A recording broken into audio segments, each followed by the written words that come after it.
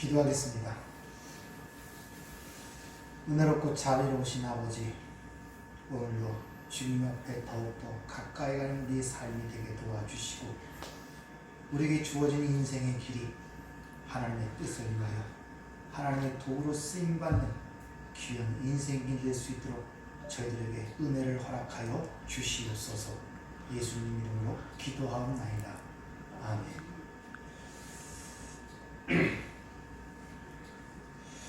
오늘은 떨기나무 가운데 모세에게 주신 하나님의 이름에 대하여 한번 생각해보는 시간을 갖도록 하겠습니다. 먼저 본문 말씀 요한복음 17장 6절부터 8절까지의 말씀을 제가 봉독해드리도록 하겠습니다. 세상 중에서 내게 주신 사람들에게 내가 아버지의 이름을 나타내었나이다. 그들은 아버지 것이었는데 내게 주셨으며 그들은 아버지의 말씀을 지켰나이다. 지금 그들은 아버지께서 내게 주신 것이 다 아버지로부터 온 것인 줄 알았나이다. 나는 아버지께서 내게 주신 말씀들을 그들에게 주었사오며 그들은 이것을 받고 내가 아버지께로부터 나온 줄 참으로 아오며 아버지께서 나를 보내신 줄도 믿었삼나이다. 아멘. 하나님께서 이스라엘 백성들을 애굽에서 구원하시기 전에 그 구원자로 모세를 부르시고 제일 먼저 그 모세에게 주신 것이 뭐냐 하면 자신의 이름을 알리셨습니다. 그런데 오늘 주님께서는 바로 아버지께서 자기에게 주신 이름을 또한 우리에게 알리셨다고 그렇게 말씀하시는 것을 볼 수 있죠.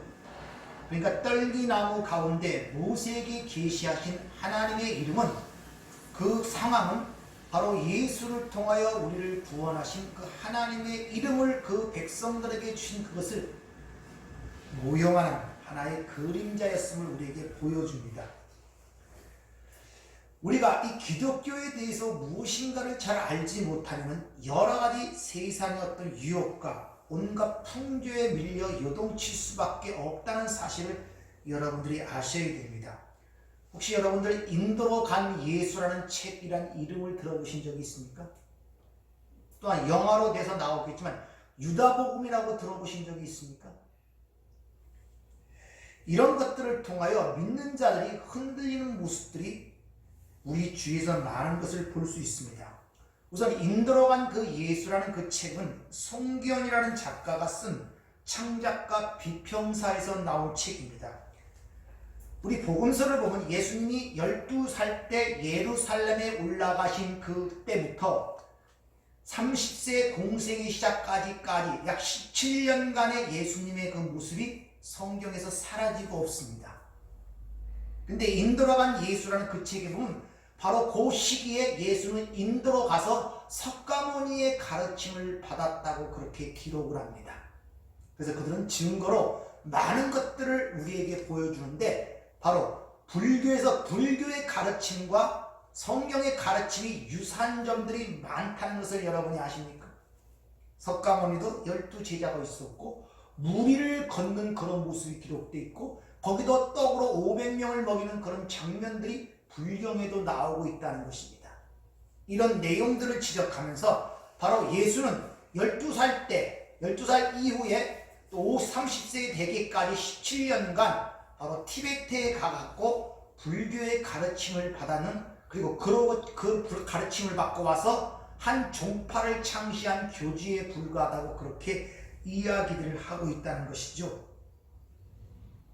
석가모니는 공자, 맹자와 함께 예수님 탄생하기 전 약 500년 전의 사람이에요. 그런 것들을 통하여 바로 우리 기독교에 나오는 수많은 이야기들은 불교에서 배운 것들, 불교에 나온 것들을 베낀 것이라고 그들은 주장하고 있다는 것입니다. 즉 불교의 영향을 받은 것이 기독교라고 그렇게 이야기를 하고 있죠. 예수님이 석가모니보다 500년 뒤에 태어난 것은 맞지만 그들이 모르는 것이 하나가 있는데, 그 불경에 가장 먼저 기록된 법화경이라는 것이 있습니다. 그것이 AD 한 350년경에 기록이 되어 있어요. 근데 성경은 훨씬 먼저 기록되어 있음을 아십니까?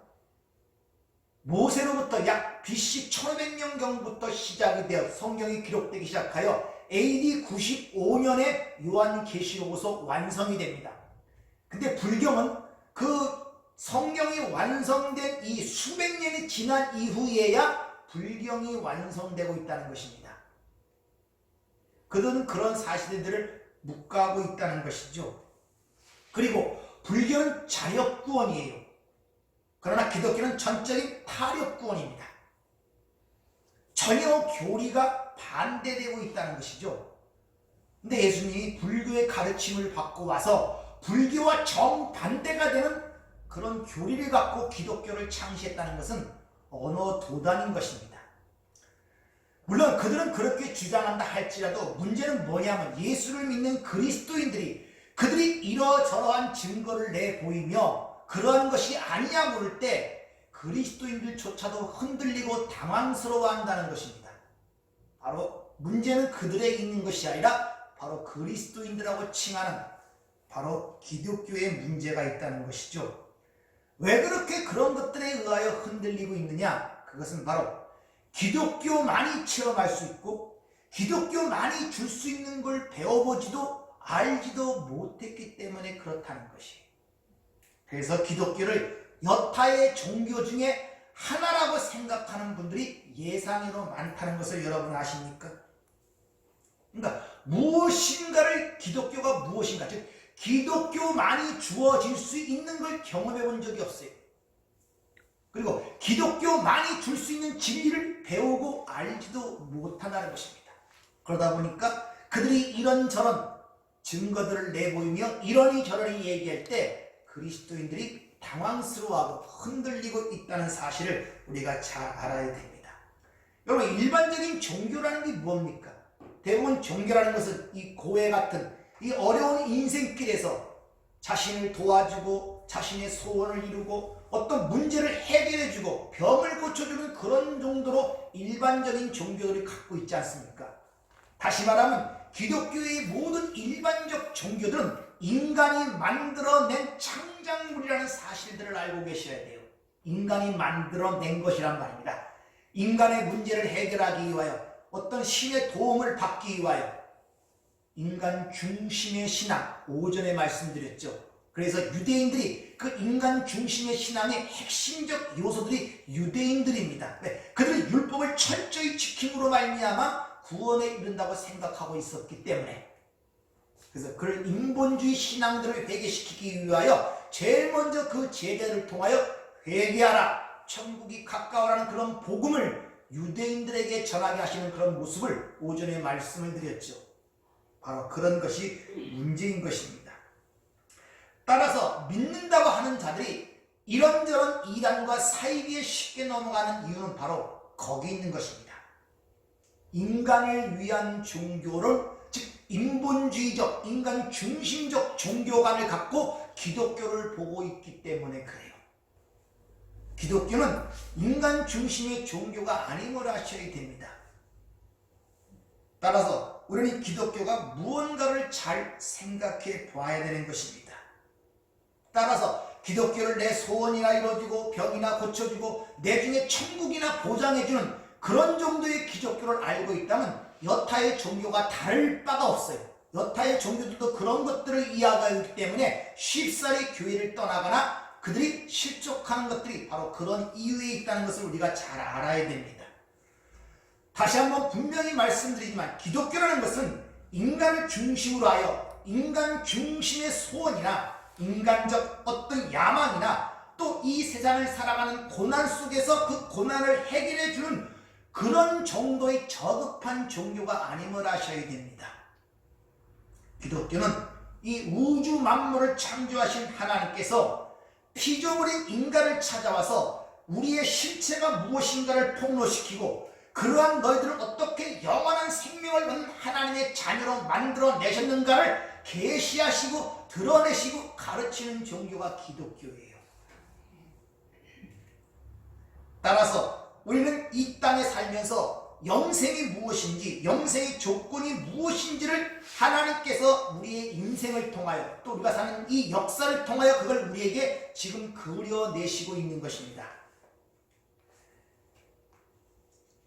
따라서 우리는 이 역사와 인생을 살아가면서 우리가 영생이 무엇인가를 알 뿐만 아니라 이 영생을 누리기 위해서는 무엇을 해야 되는지를 나타내시고 계시하기 위하여 그 아들을 우리와 똑같은 육신의 몸을 입고 이 죄 많은 세상으로 보내신 사건이 성육신 사건이고, 그 모든 것을 십자가로 묶음으로 말미암아 해결하신 것이 바로 십자가의 사건입니다. 따라서 기독교는 신의 죽음을 통하여 새로운 생명으로 탄생하는, 즉 우리의 죽음을 통하여 새로운 생명으로 탄생하는 종교란 말입니다. 인간을 고쳐서 선하게 만들어서 어떤 것을 잘 수양을 시켜서 공을 쌓아서 선행을 만들어서 이루어지는 것이 아니라 신의 죽음을 통하여 영생을 주었듯이 역시 우리의 자신의 부인, 자기의 죽음을 통하여 새로운 생명으로 나아가는 것이 기독교라는 것을 여러분이 확고하게 자신에게 각인을 시켜야 하는 것입니다. 흙덩이에 불과한 존재가 어떻게 하나님의 은혜를 입어 그 영원한 하나님 나라의 자녀가 되고 하나님 나라의 상속자가 되었는지를 철저하게 이 세상에서 깨닫고 가야 하는 것입니다. 그래야 새하늘과 새 땅에, 선악과가 없는 새하늘과 새 땅에 우리가 올바로 적응할 수 있다는 것을 여러분이 잘 이해하실 부탁을 드립니다. 따라서 이 세상은 하나님의 백성들이 무엇을 위해 살아야 되며 어떤 상태로 살아야 되는가를 하나님의 백성들에게 베푸시는 하나님의 그 은혜 속에서 나타나는 하나님의 자기의 계시라고 얘기할 수가 있는 것입니다. 그래서 오늘 본문 말씀을 통한 아버지의 이름을 그들에게 주었고 아버지의 말씀들을 그들에게 주었다는 것이죠. 이게 하나님의 자기 계시란 말입니다. 이름이라는 것은 그 존재 전체를 의미한다고 여러분에게 말씀을 드렸죠. 그리고 말씀이라는 것은 이 세상이 말씀으로 창조됐지 않습니까? 그러니까 말씀을 주었다는 것은 이 보이는 세상을 통하여 자신의 뜻과 계획, 다시 말해 하나님의 영원한 작정과 예정 속에서 완성된 그 하나님의 나라에 대한 것을 그들에게 알리셨다는 것을 우리에게 보여주는 거예요. 이런 기독교적 핵심적 교리에는 관심이 없이 그저 보이는 세상 속에서 그 없어진 이 세상을 향하여 관심을 갖고 거기서 도움을 얻고 거기서 행복하고 살고자 하는 관심을 갖는 자들은 필연적으로 그런 걸 주겠다고 하는 이단 사설과 사이비에 쉽게 넘어갈 수가 있는 것입니다. 일반 정견 종교들이 다 그런 것을 추구하고 있기 때문에 그런 자들과 밀접하게 연결되고 쉽게 넘어갈 수가 있는 것입니다. 오늘 본문을 보면 주님께서 당신의 제자들에게 아버지께서 자신에게 주신 자들에게만이 아버지의 이름을 나타냈고 아버지의 말씀들을 주었다고 그렇게 얘기를 하죠. 근데 그 여호와의 이름, 오늘 그 이름이 떨기나무 가운데, 불타는 떨기나무 가운데 모세에게 주어진 이름을 여러분이 잘 아시길 바랍니다. 근데 그렇게 하나님의 이름, 주어진 이름을 이해한 자들, 즉 하나님을 이해한 자들은 비로소 그 이름을 주신 그 예수의 삶과 예수의 사역과 예수의 말씀을 통하여 누구를 본 자가 되느냐? 하나님을 본 자가 된다는 거예요. 그래서 빌립이 우리에게 아버지를 보여주시옵소서 이렇게 질문할 때 14장에 보면 나를 본 자는 아버지를 보았거늘 어떻게 아버지를 보여달라느냐 이렇게 빌립에게 반문하시는 모습이 기록이 되어 있죠. 즉 예수님의 사역과 말씀과 이적과 기사를 통하여 그것을 깨달은 자들은 바로 그 사건을 통해 하나님을 본 자가 된 거예요. 그렇게 된 자들이 비로소 예수님이 하신 사역이 아버지께로부터 온 것이고 그분이 아버지께서 보내신 분임을 비로소 알고 믿게 되는 것입니다.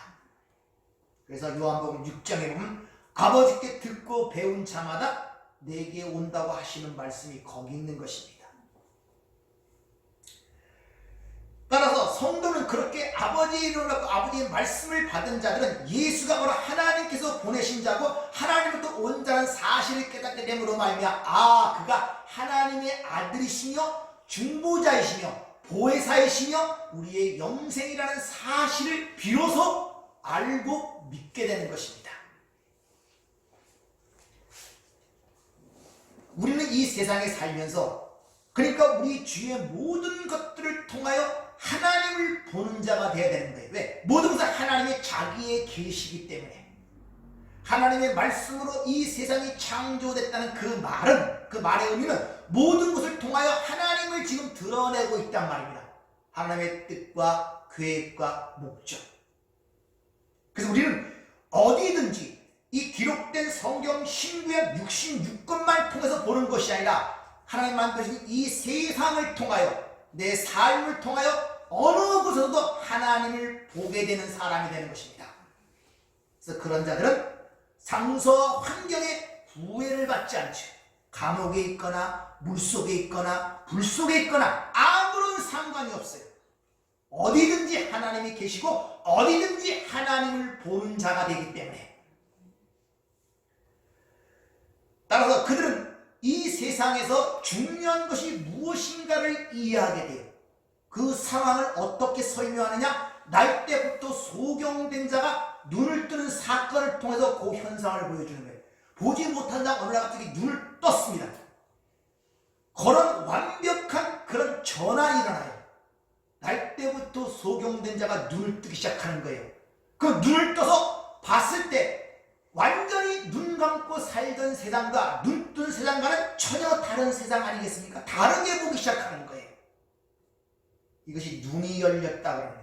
어찌 소경으로 살던 그 세상과, 그때 보던 세상과, 눈이 열려, 소경이 눈이 열려 보는 세상과 어찌 그 똑같은 상황이지만 똑같이 보겠습니까? 다르게 보지요. 소경에서도 이 세상에 살았고 눈을 떠서 이 세상에 살았고 세상은 변하지 않았습니다. 똑같은 상황이지만 눈을 뜬 자와 눈을 감은 자가 세상을 보는 것은 전혀 다르다는 것을 여러분이 아셔야 돼요. 그래서 그때부터 바로 하늘에서 보는 시각, 즉 세계관, 기독교적 세계관과 가치관으로 모든 것을 바라보고 나아가기 시작한다는 것이죠.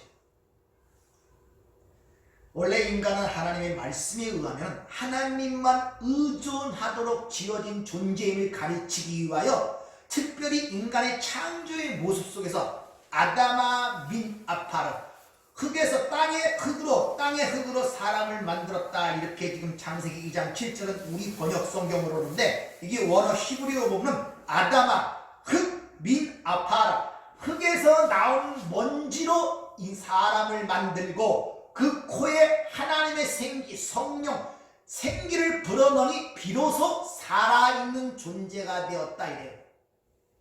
따라서 하나님이 우리에게 오신 생기가 떠나면 흙이란 말입니다. 이 실상을 이 세상에서 우리가 깨닫고 가야 되는 것입니다. 근데 아담은 그것을 알지를 못했어요. 자기가 그런 존재있음을 알았으면 전적인 하나님에 의지하고 하나님께 순종하며 살아갔어야 되는데 아담은 그런 사실을 몰랐단 말이에요. 깨닫지를 못했어요. 그래서 하나님으로부터 독립을 선언한 것이 타락 아닙니까? 내가 하나님같이 산다고. 자기 실체가 무엇인지를 모르고 자신이 티끌 같은 존재임을 깨닫지 못하고 자신의 자리와 위치를 망각하고 내가 하나님 자리로 올라가자는 그 상태가 창세기 3장에 기록되어 있는 거예요. 물론 그런 것들은 지난주도 말씀드렸고 오전에 말씀드렸죠. 우연적 발생으로 된 것이 아니라 하나님의 허용적 작정 속에서 어떤 걸 가르치기 위하여 그런 일이 발생되도록 허용을 하신 것입니다. 왜? 그래야 자기가 어떤 존재임을 알기 때문에. 그래서 선악과 사건이 드러난 것입니다. 그리고 너희가 그렇게 네 존재의 위치를 알지 못하고 스스로 살아가려고 할 때 어떤 일이 벌어지는가를 가리키기 위하여 이 세상에 죄 있는 육신의 모양으로 예수를 보낸 것처럼 우리도 이 땅에 죄 있는 죄인으로 이 땅에 태어나는 것입니다. 그리고 그 실상을 눈으로 목도하게 하는 거예요. 자, 이 땅에 살아가면서 그 니들이 원하는 걸 한번 추정해봐라. 금목걸이를 채워보고 재능과 권력과 부로 한번 치장을 해봐라. 열심히 치장을 해봤더니 결국 남는 것은 뭐밖에 없다? 흙밖에 없다는 거예요. 그러니까 니들이 평생 동안 네 몸에 치장하고 네가 그렇게 살아가서 남는 것은 흙이란 말이에요. 그러니까 평생 동안 자기 몸을 치장하고 그렇게 부와 권력으로 자신을 치장했던 것이 어디에 치장한 겁니까? 흙덩이에 치장했다는 것입니다. 그래서 부한 자나 가난한 자나 어떤 자든지 어떤 명예와 어떤 걸 갖고 있든지 결국 돌아가는 흙으로 돌아가는 게 현실 아닙니까? 그래서 너는 흙이니 흙으로 돌아가니라. 창세기 3장 19절. 평생 동안 그것을 살아봐. 흙을 경작해봐. 어떤 결과를 낳게 되는가? 인간들이 이걸 모르니까 열심히 흙을 경작하면서, 근데 분명히 흙은 엉겅퀴와 가시에 남지 않는다고 얘기를 하잖아요. 평생 동안 금은 보석으로, 세상의 권력으로, 부로 자기를 치장하지만 결국 남는 것은 흙덩이밖에 없다는 것입니다. 그것을 깨닫게 하고 있다는 것이죠.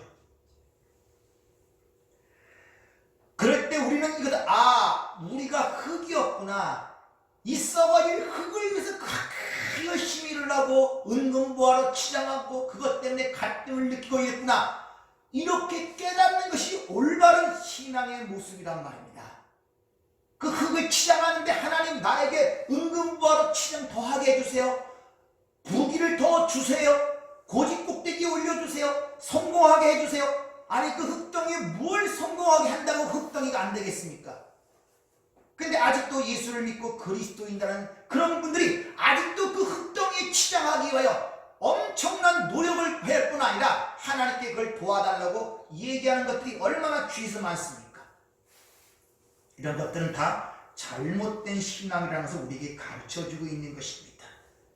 따라서 내가 흙에 불과하구나, 티끌에 불과하구나를 깨닫고 전적인 우리에게 거저주신 그 하나님의 십자가의 공로, 그 은혜만을 의지하고 거기에 자신을 맡기는 것을 뭐라고 했습니까? 믿음이라고 하는 것입니다.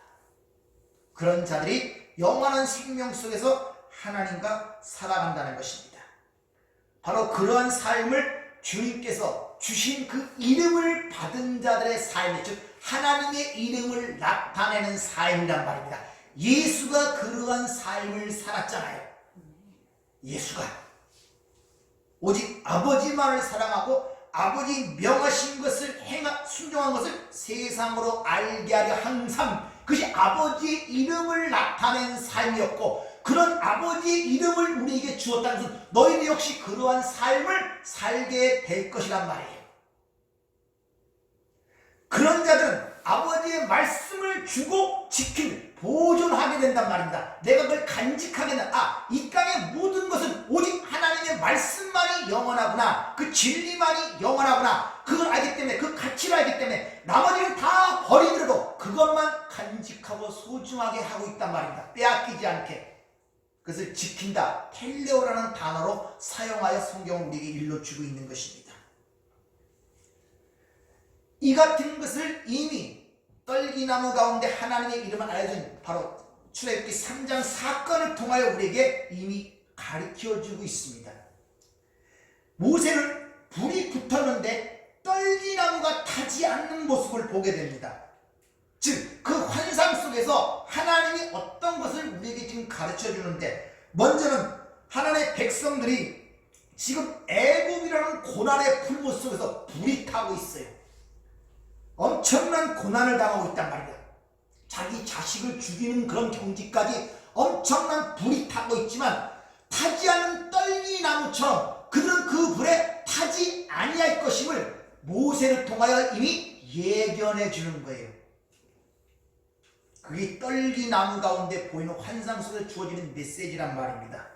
즉 어떤 고난과 학대와 압제도 하나님의 백성들을 태우지 못할 것이라는 메시지가 불탄 가운데 떨기나무 그 모습을 통하여 그 메시지를 지금 던지고 있단 말입니다.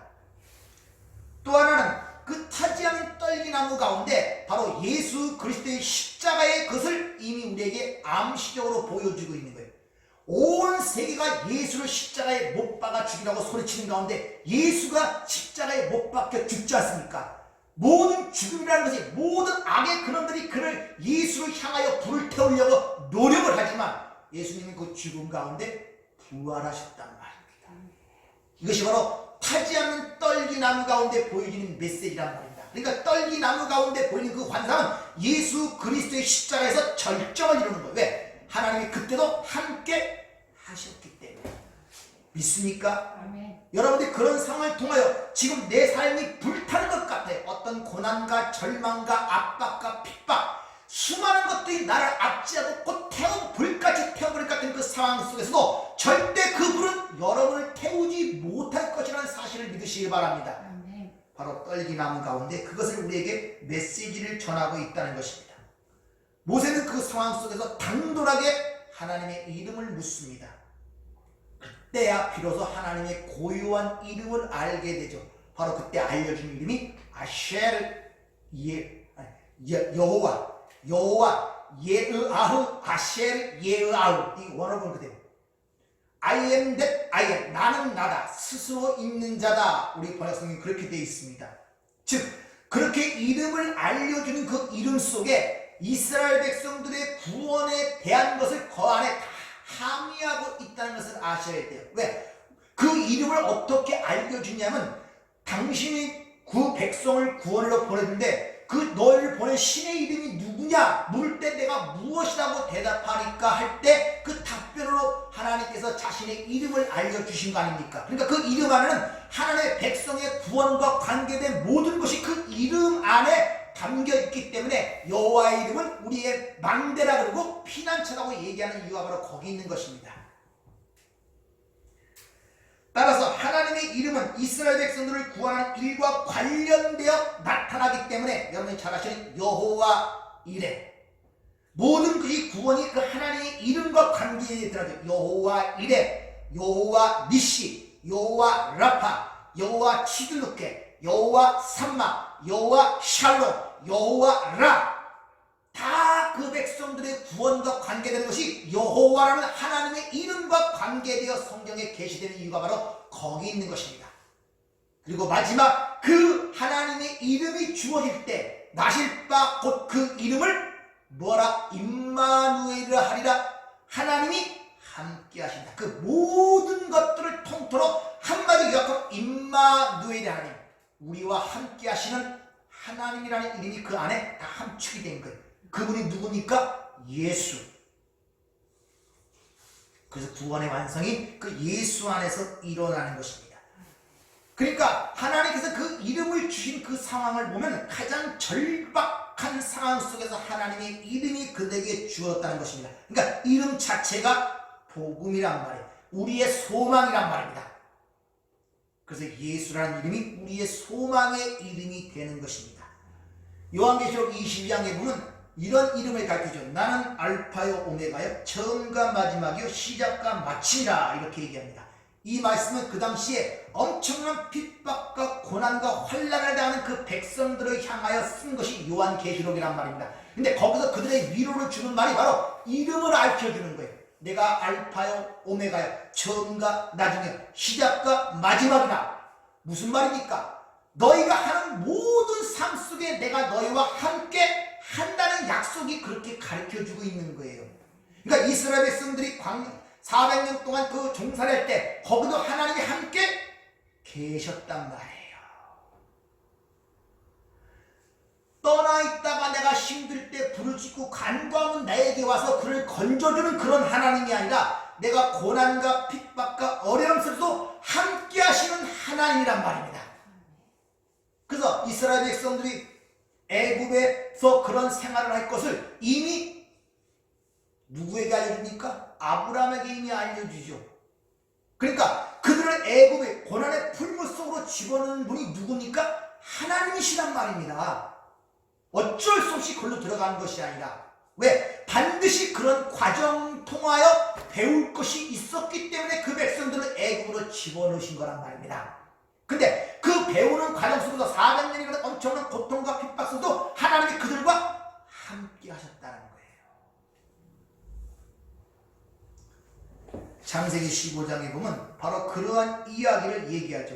아브라함과 언약을 맺는 장면 속에서 이스라엘 백성들이, 너희 후손들이 애굽으로 들어갈 것임을 거기서 이미 말씀하시는 것을 볼 수 있죠. 따라서 이스라엘이 애굽으로 들어가는 그런 것은 하나님의 나라의 백성으로 창조된, 그리고 하나님의 완성에 대한 필연적 과정 속에서 있어야 할 일이기 때문에 우리가 하나님의 백성으로 이 땅에 내려온 것입니다. 죄 많은 육신으로. 자, 구약에 보면 가나안 약속의 땅은 하나님 나라를 상징하죠. 그 원래 아브라함이 가나안 땅, 약속의 땅에 있었잖아요. 근데 그들이 애굽으로 또 내려가죠. 그리고 애굽에서 건져서 광야를 통해 다시 가나안으로 들어가죠. 하나님, 예수 그리스도 하나님 나라의 원래 하나님의 아들로 존재했잖아요. 근데 그가 이 땅 세상에 애굽으로 내려온단 말입니다. 율법 아래로, 죄 아래로. 그들이 거기서 순환과 고치를 죽음을 통하여, 광야의 40년을 통하여, 공생애를 통하여, 십자가를 통하여 다시 원상태로 회복이 되죠. 똑같은 여정이 우리 하나님의 백성들의 여정에서 똑같이 일어난단 말이에요. 이사야 48장 10절을 보면 쉬운 성경을 한번 보겠습니다. 보라, 내가 너희를 단련시켰노라. 그러나 펄펄 끓는 용광로 속에서 은을 재련하듯 그렇게 가혹하게 단련시키는 것이 아니라 다만 너희를 고난의 화덕 속에 넣어 잠시 담금질을 했을 뿐이다. 나는 내 자신을 위하여 오직 나 자신의 거룩한 이름을 위하여 그렇게 한 것이다. 내가 어찌 너로 인하여 내 거룩한 이름을 욕되게 하겠느냐? 어떻게 내 영광을 다른 자에게 넘겨줄 수 있겠느냐? 이렇게 얘기를 합니다. 그러니까 이스라엘 백성들이 400년 동안 애굽에서 종살이는 하나님의 작정과 예정 속에 있었던 일이지 우연적으로 발생한 일이 아니란 말입니다. 따라서 여러분들이 이 시대, 이 땅, 이 세상에 온 것도, 하나님의 백성으로 온 것도 우연한 일이 아니란 말이에요. 하나님 영원한 예정 속에 있었던 일이 일어난 것이고, 적당한 때에 내가 예수를 깨닫게 된 것이고, 오늘 그 예정 속에 오늘 저와 여러분이 이 시간 여기에 있는 것입니다. 이런 시각으로 모든 삶을 바라보고 나갈 때 그것이 신분주의 신앙이라고 하는 것입니다. 그것이 아니라 내가 예수를 믿고 내가 어떤 일을 하기 위하여, 내가 어떤 도움을 입가해 내가 예수를 믿고 하나님을 했다. 이건 다 바로 인본주의적 신앙, 인간 중심의 신앙, 그것을 회개하라 이렇게 얘기하는 거예요. 하나님의 백성들은 약속의 땅에 들어가기 전에 반드시 애굽에서 400년이라는 그 살 속에서 배울 것이 반드시 있어야 함을 그들을 알리시기 위해서 애굽으로 집어넣으신 거예요. 근데 거기서 어떤 일이 일어납니까? 잘 살게 됩니까? 처음에는 잘 살 것처럼 들어갔죠. 왜? 요셉이 거기에 총리였으니까. 그러나 요셉이 죽다, 다른 왕이 일어나자 그때부터 삶이 완전히 노예의 삶보다 더 처참한 삶으로 자꾸 내려가는 걸 볼 수 있죠. 그럼 그 애굽이라는 것이 이 세상을 상징한다면은 우리가 이 땅에서 예수를 잘 믿고 갈수록, 아니 우리 하나님을 더 의지하도록 만들기 위해서 하나님 우리의 삶을 세상과 법대으로 만들어가지 않는다는 것입니다. 끊어낸다는 거예요. 점점 힘들고 고통스럽게 만든다는 거예요. 왜? 그래야 구원자를 부르짖게 되기 때문에, 그때 보낼 때 비로소 그 구원자를 맞이할 수 있기 때문에. 그런데 애굽에서 잘 살았다면 모세의 말을 들었겠습니까? 안 들었죠. 안 나오려고 그래요. 하나님의 백성들로서. 하나님의 백성이라 할지라도 마찬가지입니다. 우리가 이 땅에서 고요식한 거 잘 먹고 잘 살면 절대 세상을 떠나려고 하지 않습니다. 절대 그렇지 않아요. 그러나 안 떠난다고 안 떠나게 됩니까? 안 되잖아. 시간은 계속 흐르고 몸은 죽어가고 그러면서도 안 논단 말이에요. 세상이 좋아서. 이와 같이 하나님의 백성들을 이 땅에 보내서 너희들의 실체를 깨닫게 하는 거예요. 그래, 열심히 네 뜻대로 한번 살아봐. 그래서 온갖 치장하라고 열심히 했지만 결국 남는 것은 흙으로 돌아가는 거예요. 그걸 우리가 삶 속에 지금 목도하고 있잖아요. 재벌도 죽잖아요. 어마어마한 재벌 총수도 죽잖아요. 어디 있겠습니까? 겉으로 보이는 대로 수만 평의 땅에 묻어놓으면 뭐가 달라집니까? 한 집에 흙으로 돌아가는 거예요. 한 평대는 땅에 묻혀버리는 거예요. 그들이 가졌던 부와 영광이 무슨 필요가 있겠냐는 것입니다. 그렇게 노력했던 것들이, 그걸 우리에게 지금 가르쳐주고, 네 존재의 실체와 네가 그렇게 행복하고 추구하자고 하던 이 세상의 실체를 폭로시키는 것이 인생이란 말입니다. 하나님께서 왜 무언가를 가르치기 위해서 애굽으로 보내신 거냐? 첫 번째는 하나님의 은혜를 떠난 자, 약속에 떠난 자들의 삶이 어떠함을 네가 경험적으로, 체험적으로 한번 살아봐라, 이런 말이에요. 하나님의 은혜를 떠나, 가나안 땅에 들어가면, 아니 애굽에 가면 좋다. 그래서 노시 애굽 땅에 갔다 온 적이, 야 거기 에덴 동산 같다 그랬잖아요. 살만한 동산처럼 보여 애굽이. 그 당시 가장 부유한 나라였고 위대한 나라였으니까. 근데 거기 들어간 결과 그들이 거기서 부와 영광으로 살았냐? 왜? 그들은 세상에 속한 자가 아니요 세상의 택함을 이룬 자이기 때문에 거기서 절대로 부와 영광을 누리지 못합니다. 아무리 애를 써도.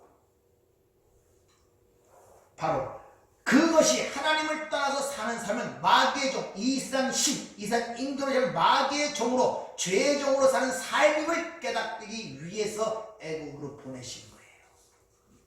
그 여러분이 이 땅을 살아가면서 이 세상 임금과 마귀의 편안한 소유물로 살아갈 수밖에 없는 그 인간들의 처지를 보고 그들을 불쌍히 여기고 그들부터 나와온 부활하신 하나님의 은혜에 감사하는 사람이 되어야 되지, 그들 가운데 종노릇하고 편안한 소유물로 살아가는 그들의 삶을 보고 부러워하는 삶이 되면 안 된다는 것이에요. 그들을 불쌍히 여겨야 되지. 쉬운 말로 집 떠나면 고생이라는 걸 가리키기 위해서 집을 떠나게 하는 탕자의 비유처럼 그런 삶을 지금 우리에게 살게 하는 거예요. 네가 하나님의 집을 떠나 네 혼자 살겠다고? 그래 살아봐 하고 보낸 것이 이 땅의 삶이란 말이에요.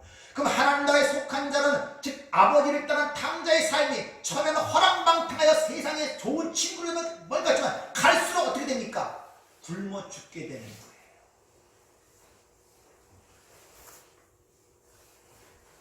그리고 거기서 내가 아버지와 하늘에 죄를 지었구나, 아버지의 집으로 돌아가자, 이걸 만들어내는 게 하나님의 백성들이란 말입니다. 둘째로는 하나님의 백성들은 절대 너희들이 사는 애굽에서 벗어나서 가나안 땅으로 들어갈 수 없던 무능력함과 불가능함을 가르치기 위하여 너희들의 힘으로는 그게 될 수 없다는 것입니다.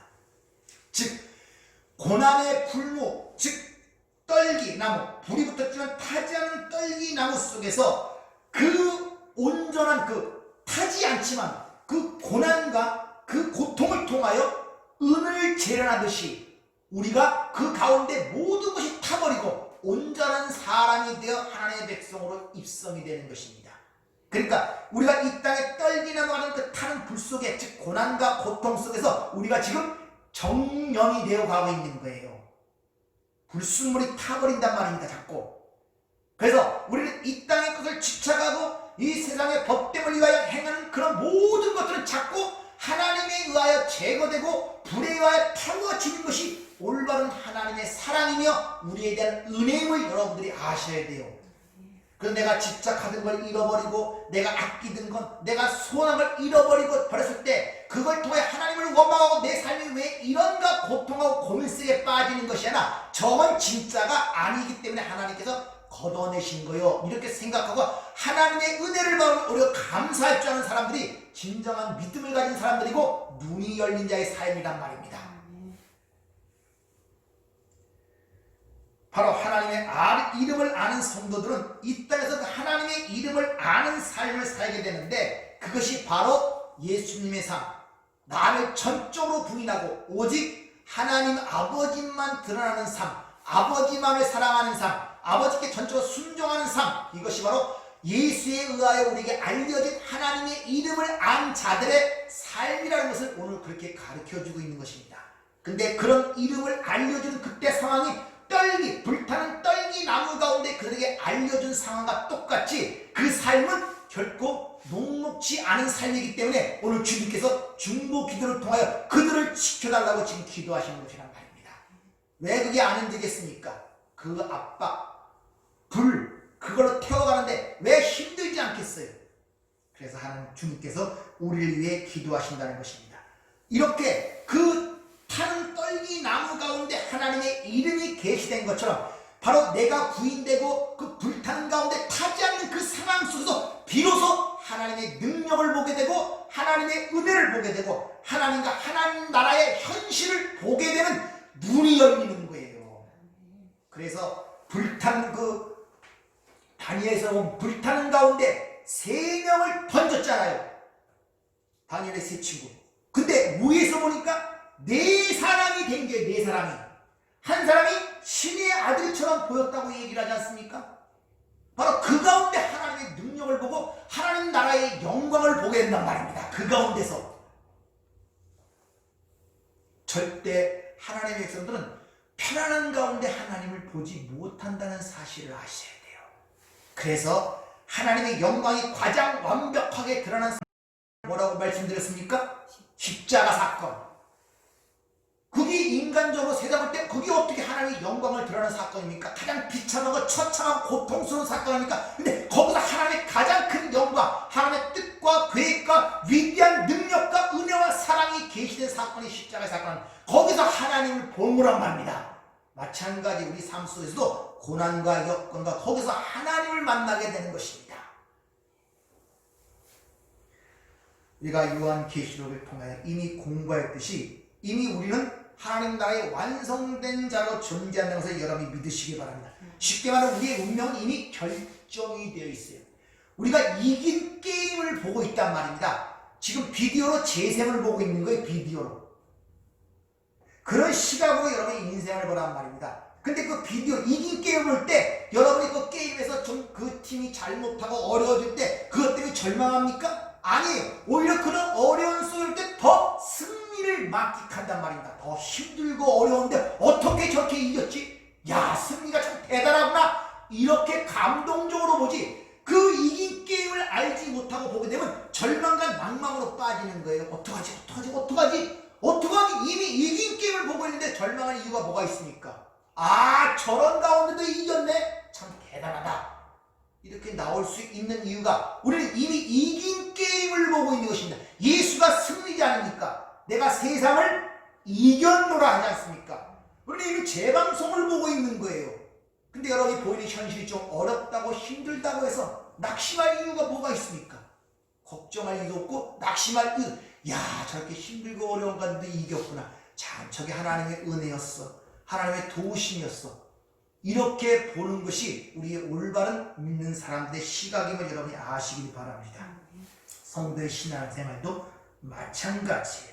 그러므로 여러분이 가면서 때로는 실수도 하고 실패도 할 수가 있어요. 절대 그럴 때 낙심하지 마세요. 그걸 통하여 배우면 되는 거예요. 그래서 아브라함도 2번씩 같은 실수를 반복하고 믿음의 선진들이 믿음으로 어떻게 했다고 11장은 쭉 얘기하지만 그들의 삶을 구약에 그려질 때 어찌 믿음 있는 사람으로 보여지긴 합니까? 노다지 실수하잖아요. 위대한 다윗왕도 자기 우리아를 죽이고 남의 아를 탈취하는 그런 엄청난 사건을 적나라하게 기록한 이유가 뭡니까? 믿음의 조상이나 아브라함도 아를 2번씩 팔아먹는 그런 화려찬 일이 성경에 기록된 이유가 뭡니까? 그래서 하나님의 믿음으로 그들을 이끌어 가신다는 걸 가르치기 위한 것임을 우리에게 보여요. 그러니까 실패와 실수를 너무 절망하거나 낙담하게 보지 마세요. 당연한 것입니다. 그런 실패와 실수가 없다면 우리는 배우지를 못하고 그러면 실수가 없는 자라면 예수님의 은혜가 뭘 필요하겠습니까? 우리는 끊임없이 실수해요. 그래서 70번씩 7번씩 우리가 용서할 수 없기 때문에 하나님이 우리를 70번씩 7번씩 무한정으로 용서하신다는 내용이 바로 그 내용이란 말입니다. 그러니까 걱정하지 마시길 바랍니다. 따라서 아무리 힘들고 어려운 상황이라도 그 고난의 불이 우리를 사르지 못할 것임을 믿으시길 바랍니다. 불타는 그 불이 떨기나무를 태우지 못하듯이 왜? 그 현장에 하나님이 계시기 때문에 그래요. 그래서 불타는 떨기나무 가운데서 하나님의 이름을 모세에게 알려주시는 이유가 바로 거기 있단 말입니다. 어디서요? 불타는 떨기나무 가운데서 하나님의 자신을 알리신다니까요. 따라서 우리는 이 배우는 과정이 끝나게 되면은 성경에 약속한 신령한 몸으로 부활하여 하나님의 영광 속에 하나님과 대면하여 보는 그 날을 소망하고 바라보시기를 부탁을 드립니다. 우리 마지막으로 이사야 43장 1절부터 3절까지 말씀을 읽고 마치도록 하겠습니다. 야곱아, 너를 창조하신 여호와께서 지금 말씀하시느니라. 이스라엘아, 너를 지으신 이가 말씀하시느니라. 너는 두려워하지 말라. 내가 너를 구속하였고 내가 너를 지명하여 불렀나니 너는 내 것이다. 내가 물 가운데 지날 때 내가 너와 함께 할 것이라. 강을 건널 때 물이 너를 침몰하지 못할 것이며 내가 불 가운데 지날 때 타지 아니할 것이요 불꽃이 너를 사르지 못하리니 대전하 여호와는 내 하나님이요 이스라엘의 거룩하니요 내 구원자이미로다. 아멘. 기도하겠습니다. 맞습니다. 어디 우리가 있은들 주님이 함께 하시지 못할 곳이 있겠습니까? 그러나 때로는 우리가 믿음이 약하여 마치 나 혼자 이 인생을 살아가는 것처럼 나 홀로 이 문제를 해결할 것처럼 때로 근심하고 낙담할 때가 참으로 많습니다. 아버지, 이런 불신앙적인 우리의 연약한 모습을 오늘도 주 앞에 고백합니다. 주님 붙잡아 주시옵소서.